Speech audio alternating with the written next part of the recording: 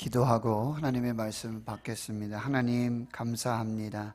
부활절 후 세 번째 주일, 기쁨과 감사와 감격으로 주신 은혜 기억하고 하나님께 영광 돌리고자 예배하는 이 거룩한 교회와 거룩한 성도들을 축복하여 주시옵소서. 위로하여 주시옵소서. 하늘 양식으로 풍성하고 생명을 누리게 해 주옵소서. 감사드리옵고 예수님의 이름으로 기도하옵나이다. 아멘.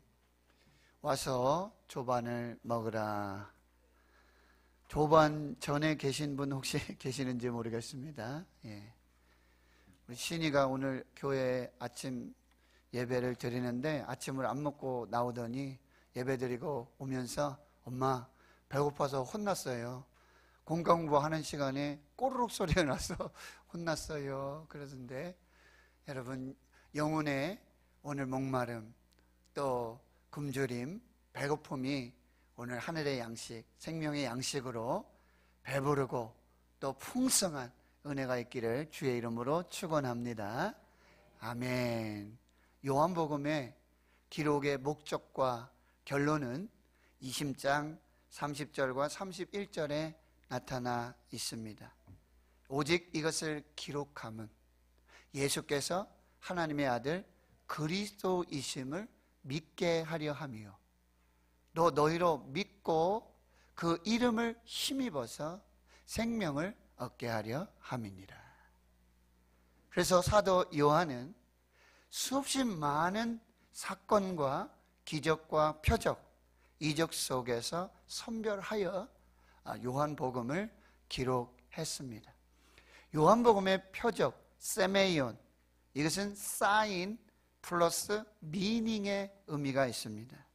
그냥 단순한 표적이 아니라, 단순한 기적이 아니라, 사인으로 끝나는 것이 아니라 거기에 반드시 미닝, 깊고 깊은 영적인 의미를 내포하고 있습니다. 이제 사실 요한복음은 거기서 끝나야 했습니다. 근데 오늘 본문은 마치 부록과도 같은 거예요. 에필로그. 그리고 아직 끝나지 않는 네버엔딩 스토리가 계속되고 있는데 그것은 예수 부활의 이야기예요. 예수께서 부활하시고 세 번째로 제자들에게 친히 나타내 보이신 그 이야기가 끝나지 않는 이야기로, 이것은 어쩌면 저와 여러분에게도 2000년이 지난 이 시대, 이 상황 속에 우리 교회, 우리 삶의 현장 속에서도 끊임없이 부활하신 예수님은 나타나 주시고 만나 주시고 메시지를 주시고 살려주시고 구원하시는 역사가 지금도 계속되고 있다라는 얘기예요. 장소는 디베라 바닷가, 갈릴리 바다였습니다. 그런데 이 디베라라고 하는 티베리우스 황제에 의해서 건축된 갈릴리 북서쪽의 도시 마을입니다. 요한복음 6장에 이미 등장하고 있습니다. 디베라 광야에서 한 어린아이의 도시락, 물고기 2마리, 보리떡 5개, 오병 2어, 그 기적 사건의 현장이 바로 디베라 바닷가, 디베라 광야였습니다. 오늘 등장인물이 나오고 있는데요, 시몬 베드로, 리더격인 시몬 베드로, 그리고 디두모라고 하는 도마, 갈릴리 가나 사람 나다나엘, 세베대의 아들들 야고보와 요한입니다. 그리고 이름이 기록되지 않은 제자 둘이 함께 하고 있습니다. 시간적 배경을 살펴보면 제자들이 이제 물고기 잡는 이 일을 시작하는 밤으로부터 시작해서 날이 셀 무렵, 그리고 예수님의 말씀에 의하여 배 오른편에 그물을 내리고 잡고 예수님과 함께 아침 식사를 먹는 이 시간적인 배경들을 우리가 살펴볼 수 있습니다. 우린 먼저 왜 갈릴리인가, 왜 디베라, 이 갈릴리 바다인가 라는 의문을 한번 생각해 볼 필요가 없어요. 갈릴리는 예수님과 제자들이 첫 사랑을 시작했던 곳입니다. 첫 사역의 장소고 첫 만남의 장소고요. 3년 동안 동거동락을 함께하면서 먹고 마시며 슬픔과 기쁨도 이적과 표적도 그리고 하나님의 은혜와 역사를 경험했던 그 장소가 첫 번째 표적을 이루었던 이 가나의 물이 변하여 포도주가 되는 혼인잔치의 이 역사도 갈릴리 가나, 오병이어의 역사도, 풍랑이는 바다를 걸어오신 예수님, 풍랑이는 바다를 잠잠하게 하신 예수님, 그리고 이 시몬 베드로를 처음으로 부르셨던 그 장소, 깊은 데로 가서 그물을 내려 고기를 잡으라. 누가복음 5장의 그 말씀의 현장이 바로 이 디베랴 바닷가. 성지순례를 가봤지만요, 거기 보면 이 디베랴 바닷가에 지금 이 베드로 수익권 교회, 그렇죠? 바닷가 근처에 반석 위에 지은 교회, 그리고 거기 내가 나를 사랑하느냐, 내 양을 먹이라, 예수님을 바라보고 있는 그 청동의 동상이 있고요. 그 좀 근처로 가면 오병이어 교회가 있습니다. 그리고 조금 더 바닷가로 내려오면 카페르나움, 가버나움이 있고요. 더 타운 오브 지저스, 예수 마을이라고 하는 가버나움에 회당이 있고, 그리고 거기에 베드로 장모의 집이 있습니다. 그 위에 팔각형으로 역시 교회가 지어져 있고, 바닷가 쪽으로는 천국 열쇠를 들고 지팡이를 들고 있는 목자된 이 베드로의 모습, 청동 동상이 배경으로 그렇게 있고요. 팔복교회가 있습니다. 그것이 바로 디베랴 바다, 지금 이 현장이 되고 있는 것입니다. 바로 이 장소가 갈릴리였다라고 하는 거예요. 이 갈릴리는 제자들에게 단순한 장소가 아니에요. 깊고 깊은 의미와 그 내용이 있던 장소가 바로 갈릴리라고 하는 거예요. 그리고 부활하신 예수님은 천사들에게 이렇게 이야기하고 있습니다. 천사들에게 고지를 하는데, 막달라 마리아와 제자들에게 이렇게 말하라고 하지요. 내가 너희보다 먼저 갈릴리로 가 있을 것이다. 그리고 거기서 나를 만나자. 이런 메시지를 주었던 그 갈릴리입니다. 오늘 본문은 부활하신 예수님이 제자들보다 먼저 갈릴리에 오셨고, 첫사랑이 식어지고 사명을 잃어버리고 삶의 방향을 상실하고 우선순위를 결정하지 못한 제자들을 찾아와서 만나주신 이야기입니다. 제자들은 깊은 슬픔과 절망, 낙심 가운데 있었습니다. 그런데 그들을 위로해 주시고 격려해 주시고 소망과 희망을 주시고, 예수님이 친히 준비하신 식탁, 멘사 크리스티, 준비하신 그 식탁에서 예수님의 사랑과 겸손으로, 섬김과 희생으로, 나눔으로 준비하신 그 식사를 함께 하면서 제자들의 배반을 사랑으로 품어주시고 사랑으로 덮어주셨던 그 사건, 그 장소가 오늘 본문의 이야기가 되는 거예요. 오늘 본문은 크게 세 장면으로 되어 있어요. 마치 드라마를 보는 듯합니다. 첫 번째 장면은 1절에서 4절까지 이야기인데요, 가장 먼저 이 이야기가 진행되는 사건의 현장, 디베랴 바닷가 장소를 이야기해 주고요, 말씀드렸지만 등장인물들이 등장하고 있습니다. 시간적 배경, 밤중에서부터 날이 셀 때까지, 그리고 아침 조반을 하는 그 시간적 배경이 이야기되고 있고요. 절망과 슬픔의 현장입니다. 의미도 없고 목적도 없고 방향 감각을 상실해버린 제자들의 모습이 잔상으로 나타나고 있는 현장이 오늘 본문의 말씀이 되는 것이죠. 제자들의 리더인 베드로가 이렇게 말합니다. 나는 물고기 잡으러 갈 거야.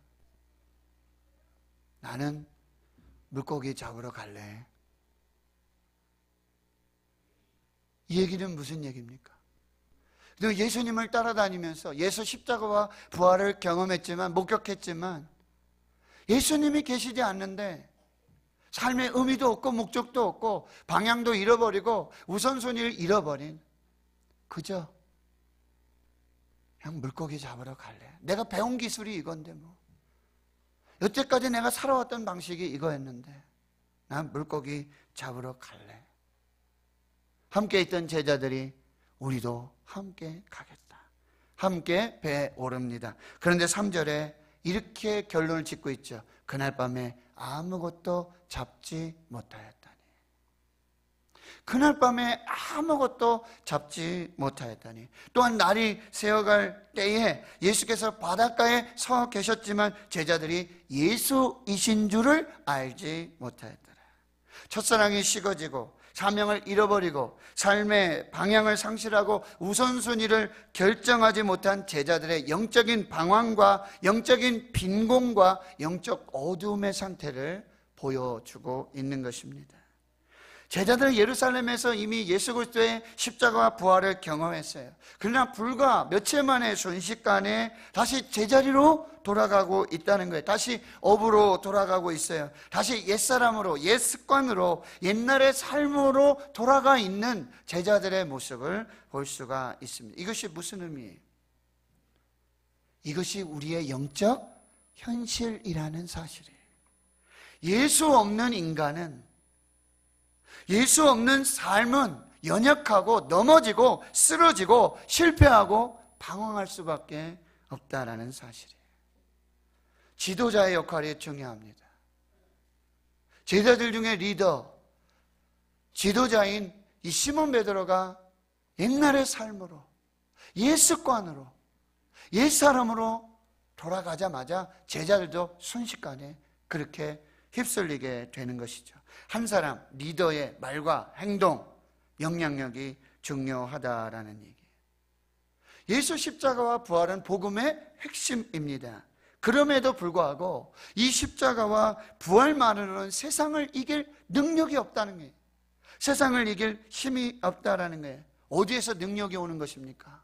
어디에서 이 역사를 이룰 힘이 감당이 되어지는 것입니까? 예수 십자가와 부활, 그리고 거기에 성령의 기름 부으심, 성령의 충만한 역사가 있을 때에 세상을 이기고 삶의 방향을 설정하고 삶의 목적을 가지고 삶의 의미를 가지고 나아갈 수 있다라는 사실이에요. 여러분, 아무리 좋은 자동차가 있다고 합시다. 풀 옵션이에요. 기가 막힌 자동차가 있어요. 열쇠도 다 준비됐어요. 근데 여기에 결정적으로 석유가 없어요. 휘발유가 없어요. 가스가 없단 말이에요. 그 좋은 자동차는 결코 앞으로 나아갈 수 없다라는 사실입니다. 성령의 임재와 성령의 기름 부으심, 성령의 체험이 있을 때, 그래서 제자들이 오순절에 성령의 강림의 역사를 경험한 후에서야 비로소 그들은 제자들이 뭐가요? 증인이 되었고, 그리고 제자들이 순교자가 되는 것입니다. 누가복음 24장 49절에 볼지어다 내가 내 아버지께서 약속하신 것을 너에게 보내리니 너희는 위로부터 능력으로 입혀질 때까지 이 성에 머물러 있으라. 사도행전 1장 8절 오직 성령이 너희에게 임하시면, 성령이 너희에게 임하시면 너희가 권능을 받고 예루살렘과 온 유대와 사마리아 땅끝까지 이르러 내 증인이 되리라. 예수 없는, 성령 없는 인간적인 모든 행동은 아무것도 아니라니. 그날 밤에 아무것도 잡지 못하였다. 예수 없는, 사명 없는, 목적 없는 사람은 아무것도 아니라니. 영적으로 방황할 수밖에 없고, 영적으로 빈곤할 수밖에 없고, 영적 어두움 속에 있을 수밖에 없다라는 사실입니다. 첫사랑이 식어지고 사명을 잃어버리고 믿음이 없어지고 빈손으로 있을 때는 예수님이 보이지 않아요. 예수님이 없는 것이 아니라 예수님이 함께 계시면서 그래도 예수님을 볼 수 없는 영적 어두움을 경험하게 되는 거예요. 예수 없는 나는 아무것도 아니다. Without Jesus, I'm nothing. I'm nothing without Jesus. 예수 없이는 나는 아무것도 아닙니다. 그 삶을 우리에게 보여주고 있는 거예요. 이제 이 장면은 두 번째 장면으로 넘어가게 되는데요. 5절에서 7절까지. 첫사랑이 식어지고 사명 잃어버리고 삶의 방향 우선순위를 정하지 못해서 영적인 어두움, 영적인 빈곤, 영적인 실패, 영적인 방황 속에 있는 이 제자들을 예수님이 찾아오셨다라는 사실이에요. 그리고 대화를 시작하고 계신다라고 해요. 어떻게 시작하십니까? 얘들아, 얘들아, 너희에게 고기가 있느냐? 얘들아, 이 말은 아버지가 사랑으로, 진심으로 자녀를 부를 때 쓰는 이 말이에요. 얘들아.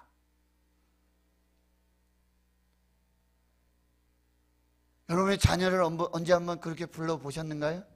저 한번 말씀 준비하면서 생각해 보니까 까마득해요. 부를 때는 뭐 책망하려고, 뭐 잘못됐다고 그러려고 부르고 있더라고요. 내가 뭐 필요할 때,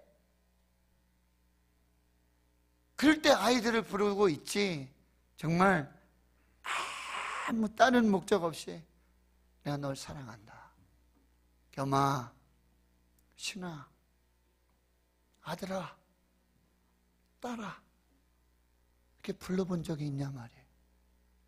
사랑하는 성도님들 간에 그렇게 불러보신 적이 있으십니까? 언제이십니까?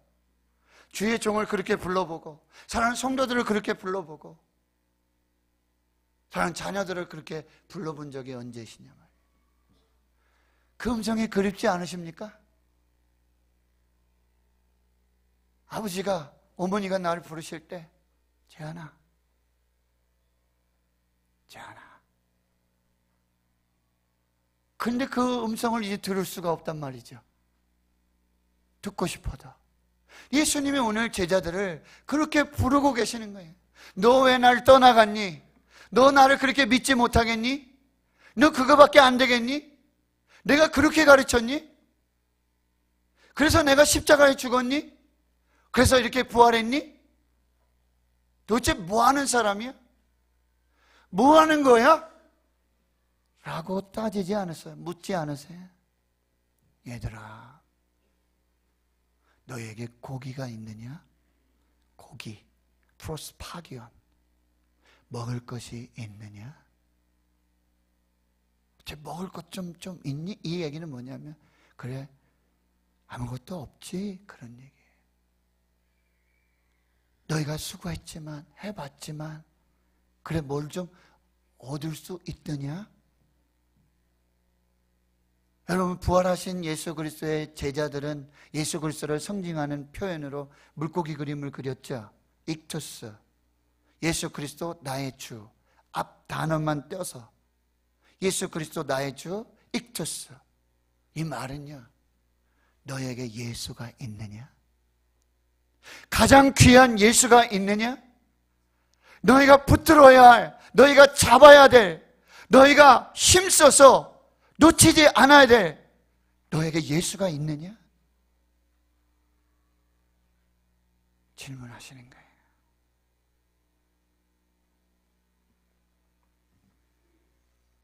제자들이 말합니다. 없습니다. 예수님, 물고기도 없습니다. 먹을 것이 없습니다. 아무것도 없습니다. 그렇습니다. 저희 삶에 예수도 없습니다. 예수님도 안 계십니다. 예수님 말씀하시죠. 그물을 배 오른편에 던져라. 그리하면 잡을 것이다. 배 오른편에 던지라. 여러분, 이 오른편 방향이 중요한 게 아니에요. 오른편으로 던지면 많이 잡고 왼편으로 던지면 못 잡고, 이게 아니에요. 배 오른편으로 그물을 던지라. 그리하면 잡으라. 내 말을 믿으라. 순종하라. 말씀을 의지하라. 이 말씀이에요. 내 말대로 하면, 나와 함께 하면, 내가 너희와 함께 하면, 너희가 나를 붙들고 나의 말을 믿고 나를 믿음으로 행하면 너에게 축복이 있을 것이다. 할렐루야. 이 말씀이에요. 예수님이 사랑하시는 그 제자가 요한이죠. 말하죠. 주님이시라. 예수님이 사랑하시는 제자, 예수님을 사랑했던 제자는 예수님을 알아보고 예수님을 보게 되는 것이죠. 잠언 8장 17절, 나를 사랑하는 자들이 나의 사랑을 입으며 나를 간절히 찾는 자가 나를 만날 것이니라. 예수님을 사랑하실 수 있길 축원합니다. 사랑하는 자에게는 예수님이 보여요. 사랑하는 자에게는 예수님의 음성이 들려져요. 사랑하는 자는 예수님을 만나고 예수님의 부활하신 놀라운 은혜와 역사 속에 살게 되는 줄을 믿습니다. 안식 후 첫날 새벽에 예수님을 사랑했던 그 여인들이 바로 부활하신 예수님을 첫 번째로 만났던 것처럼 여러분들에게 축복합니다. 여러분에게 영적인 센스가 있기를 축원합니다. 영적인 민감함이 있기를 축원합니다. 주를 보실 수 있기를 축원합니다. 주님의 음성을 들을 수 있기를 축원합니다. 근데 베드로가 이 음성을 듣고 겉옷을 벗고 있다가 겉옷까지 다 벗고 아무튼 수고하고 애써서 밤새 그렇게 수고한 거예요. 그런데 어떻게 해요? 이제 겉옷을 입고 바다로 뛰어들어서 예수님께 가고 있는 거예요. 여기서 또 한 가지 은혜는 뭐예요? 사람은 안 변한다. 사람 성질은 안 변한다. 집사람이 저한테 맨날 하는 얘기가 그거예요. 당신은 항암을 하더니 죽었다가 살아나더니 머리도 곱슬곱슬하고 변하던데 어떻게 성질은 하나도 안 변해요? 제 얘기예요. 베드로 그 다혈질적이고 그 성미가 급하고 행동으로 먼저 하는 그 베드로는 뭐예요? 물속으로 뛰어들어서 예수님께 가고 있는 베드로의 모습. 사랑하는 성도 여러분, 그러나 성질대로 살지 마시길 축원합니다. 아멘들 안 하시네. 예수님의 마음으로 사실 수 있길 축원합니다. 예수님을 모시고 사실 수 있길 축원합니다. 내 성질대로, 내 기분대로, 내 마음대로 살면 안 돼요. 예수님 내 마음에 모시고 예수님이 인도하시는 대로, 예수님이 감동하시는 대로 예수님의 은혜 속에 살아가실 수 있기를 축원합니다. 이제 세 번째 장면으로 넘어오죠. 세 번째 장면은 이제 육지에서 그리고 죄송합니다. 바다에서 육지로 이 공간이 이동이 돼요. 그리고 제자들 중심에서 이제는 예수님 중심으로, 그리고 어두운 밤 새벽까지 이어지는 그 시간에서 이제는 날이 밝았어. 이제 동터오는 그 햇볕을 바라보면서 예수님이 준비하신 그 식탁에 함께 식사하는 그 장면으로 이어지고 있는 것입니다. 바다에서 육지까지는 불과 50칸쯤 됐다 그랬어요. 50칸은 어떻게 200큐빗, 1큐빗은 요 끝에서 요까지 45cm에서 50cm, 200큐빗은요 90m에서 약 100여 미터 정도로 보시면 될 것 같아요. 근데 육지에 올라가 보니까 숯불이 있었어요. 그리고 그 위에 생선이 지글지글, 생선구이, 그리고 떡도 함께 놓여 있어요. 성지순례 가신 분들은 베드로 피쉬라고 해서 아마 식사를 해보셨어요. 저도 먹었어요. 근데 생선 튀김이더라고요. 그렇죠? 네, 기름에서 튀겨 올려온 그런 건데 사실 베드로 피쉬는 숯불구이예요. 그렇죠? 오늘 성경에 숯불에 구운 숯불 생선구이예요. 전 시골에서 자랐어요. 바다 음식을 먹어볼 일이 별로 없죠. 아주 시골. 봄이 지나면서 여름이 되고 이렇게 비가 오면 뽕나무들이 자라고요. 누에를 칩니다. 모는 심어놓고 이제 수확하기 전까지, 벼 수확하기 전까지 이제 한번 이제 하는 게 뭐냐면 누에를 치죠. 그럼 누에가 다 뭐 한 잠 잔다, 두 잠 잔다, 석 잠 잔다 하면 누에가 이제 누렁누렁해지고 누에 고치를 해가지고 이걸 해가지고 팔아요. 근데 우리 아버지는 6.25 때 이게 다리가 그러셔서 잘 걷지를 못하셔요. 형님들, 누님들이 그 일들을 다 하시면서 누에 고치를 이제 팔아가지고 장에 나가서 파시고는 꼭 생선을 사오세요. 수박도 한 덩이 가져오시고. 잘 먹어보지 못한 음식. 그 아버지는 불을 떼셔가지고 숯불을 만드셔가지고 그 생선을 구우십니다. 그리고는 아버지는 머리가 맛있다고 하시면서 매일 머리만 드시는 거예요. 그리고 막내는 좋은 거 먹어야 된다고 좋은 부분들을 그렇게 주셨던, 아마 예수님도 이 생선을 구우시고 제자들에게 주시면서 예수님도 머리만 드셨을지 몰라요. 예수님의 사랑이죠. 예수님의 수고고 헌신이고 희생이라는 말씀입니다. 밤새 추위와 실패와 낙심과 슬픔, 절망 중에 있는 제자들을 위해서 아침을 준비해서 주말을 준비해서 기다리시고 있는 예수님, 이것이 예수님의 사랑이고 예수님의 희생이고 예수님의 섬김, 예수님의 겸손이에요. 여러분, 오늘 우리는 와서 지금 이렇게 예배의 말씀을 듣고 있지만 하나님께서는, 성령께서는 여러분에게 이 영적인 양식, 생명의 양식을 준비하시고자 성령 안에 기다리시고 준비하셨는 줄 믿습니다. 오늘 누가 와서 이 영의 양식을 먹고 살아야 될까? 오늘 어떤 영혼이 와서 이 말씀을 듣고 희망을 갖고 소망을 가지고 믿음으로 살아가야 될까? 어떤 영혼이 오늘 이 말씀 앞에서 하나님을 만날 수 있을까? 이것을 하나님이 준비하셨다는 사실이에요. 우리 할렐루야 찬양대, 우리 찬양대 지휘자 선생님 너무 감사해요. 금요일마다 와서 기도하시면서 오늘의 찬양을 저는 준비했다고 저는 확실히 믿습니다. 오르간 반주를 하시는데 우리 노재하 선생님이 찬송을 하면서, 보통 반주자들은 반주만 하거든요. 근데 제가 지난주부터 봤는데 찬양을 같이 해요.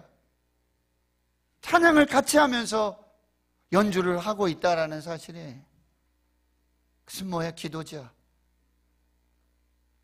성령님은, 예수님은, 하나님은 저와 여러분에게 오늘 영적으로 배고프고 영적으로 갈급하고 어디 가도 먹을 것으로 충분치 않고 무엇을 먹어도 배부르지 않고 무엇을 해도 만족하지 않고 아무것도 없는 그런 영적 빈곤과 영적인 아픔들, 영적인 어둠 속에 있는 여러분들을 위해서, 나를 위해서 이 말씀을 준비하고 계셨는 줄 믿습니다. 이 생명의 양식을 준비하고 계시는 줄 믿습니다. 하나님 성도 여러분, 그래서 어떻게 해요? 지근 잡은 생선을 좀 가져와라. 여러분, 예수님이 이미 다 준비하셨잖아요. 그런데도 제자들 보고 가져오라 그래요. 이게 예수님이세요. 예수님이 다 하셨어요. 그럼에도 불구하고 예수님의 은혜로 다 하셨는데 거기에 우리의 수고를 함께 하시길 원하는 거예요.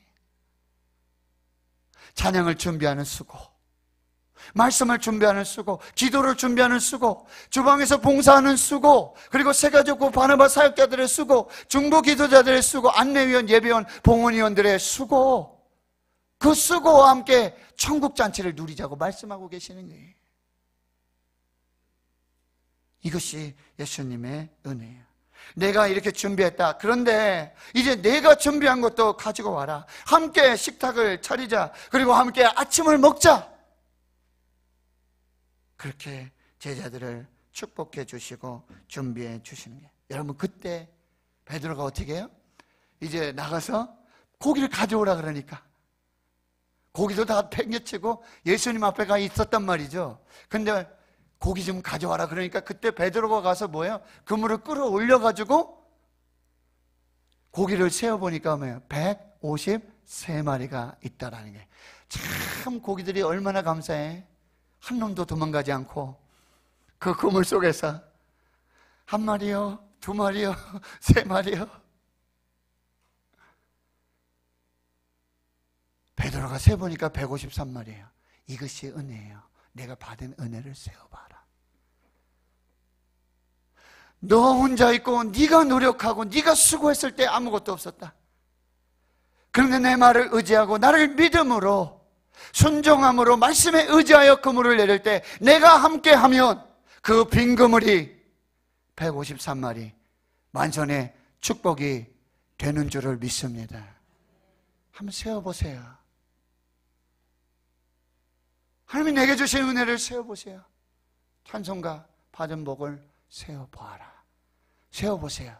근데 여러분 알게 되죠. 세어도 세어도 셀 수 없는 하나님의 은혜가 있다는 사실.